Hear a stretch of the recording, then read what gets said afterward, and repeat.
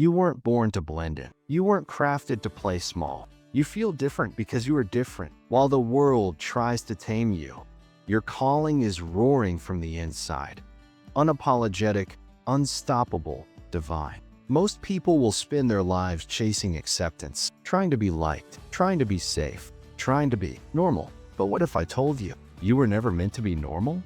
You were born with fire in your bones. You were designed with vision in your veins. That ache in your chest, that whisper in your spirit, it's not restlessness, it's calling. The reason you don't fit in with average is because you were made for extraordinary. The reason small talk exhausts you is because your soul is wired for purpose. You're not lazy, you're not broken, you're not lost. You're just misaligned with a life too small for your spirit. The system wants you to be quiet, to sit still, to work the job, pay the bills, and die quietly. But you were never made to live caged. You were made to move nations, to break cycles, to shift atmospheres, to walk in rooms and carry light. Every time they called you too much, what they really meant was too powerful. And every time they said, "Who do you think you are?" the answer should have been, "I am chosen.